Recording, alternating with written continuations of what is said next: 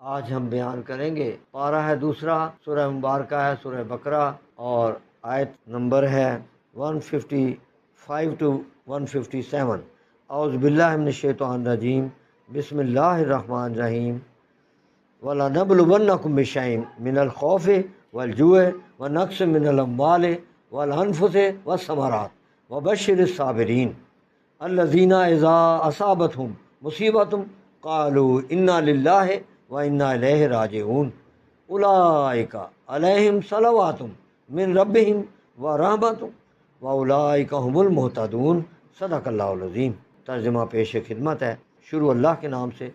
وَلَنَبْلُو، واو میں نے اور، لَنَبْلُوَنَّکُمْ، ہم ضرور آزمائیں گے، بِشَیْءٍ من الخوف، کچھ خوف سے، والجوع، کچھ بھوک سے، ونقص من الاموال، اور مالوں میں نقصان سے، والانفس، اور جانوں میں نقصان سے، والثمرات، اور پھلوں میں، وبشر الصابرین، اور صبر والوں کو خوشخبری سنا دیجئے۔ وَلَنَبْلُوَنَّکُمْ، اور آزمائش کیا کہ ڈر سے، خوف سے، کہ کتنا مجھے مانتے ہیں، مجھ سے ڈرتے ہیں کہ لوگوں سے ڈرتے ہیں، بھوک سے، بھوکا رکھ کے اللہ تعالیٰ نے یہ چند چیزیں آزمائش کے لیے قرآن مجید میں بیان فرمائی ہیں۔ وَنَقْصٍ مِّنَ الْأَمْوَالِ، اور مالوں کی تنگی، اور وَالْأَنفُسِ، اور جانوں کی تنگی، فصل کی کمی، والثمرات، اولاد ہو کے مر جانا۔ حدیث مبارک ہے، حضور صلی اللہ علیہ وسلم فرمایا کہ جب کوئی بچہ فوت ہوتا ہے تو اللہ تعالیٰ فرشتے سے ارشاد فرماتا ہے کہ تم نے میرے بندے کے دل کا پھل لے لیا۔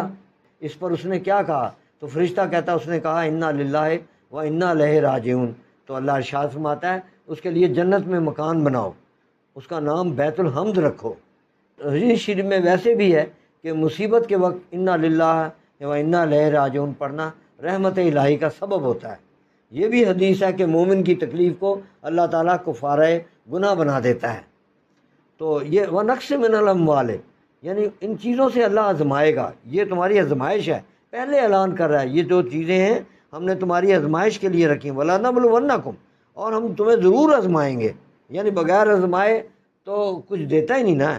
اور ہم تمہیں ضرور آزمائیں گے، بِشَیْءٍ مِّنَ الْخَوْفِ، اور خوف سے، کسی بھی چیز کا خوف ہو سکتا ہے، والجوع، اور بھوک سے، وَنَقْصٍ مِّنَ الْأَمْوَالِ، اور مالوں اور جانوں کے، ثمرات یعنی پھل و دلوں کا پھل، اولاد چھین کے بھی، وبشر الصابرین، اور خوشخبری سنا دو صابروں کے لیے، جو صابر ہیں انہیں خوشخبری سنا دو کہ تمہیں کیا ملے گا، انہیں یہ چیزیں ملیں گی۔ اللہ تعالیٰ فرماتا ہے کہ انہیں ہر نعمتوں سے نوازا جائے گا، کہ وہ جو چیزیں دنیا میں کسی کو نہیں ملی اسے خوشخبری سنا دی جائے کہ جنت میں مکان ملے گا، پھر دوبارہ مال میں برکت ہو جائے گی، ہر شے نعمت دوبارہ لوٹا دی جائے گی، یعنی وہ جیت جائے گا۔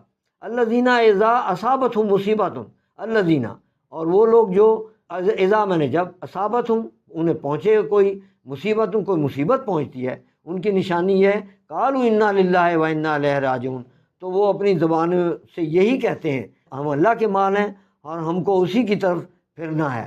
اولئک علیہم صلوات، اور یہی تو وہ لوگ ہیں جن پر اللہ کی عنایتیں ہیں، مہربانیاں ہیں، احسان ہیں، ان پہ سلامتی، صلوات ہیں ان پہ، من ربہم، ان کے رب کی طرف سے، ورحمت، اور رحمت ہے ان کی طرف سے، جو نقصان میں بھی اور یہ کہتے ہیں قالوا انا للہ و انا الیہ راجعون، واولئک هم المہتدون، اور یہی لوگ ہدایت یافتہ۔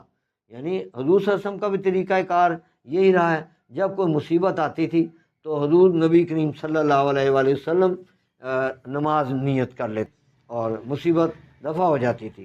وآخر دعوانا ان الحمد للہ رب العالمین، والصلاۃ والسلام علیک یا خاتم النبیین۔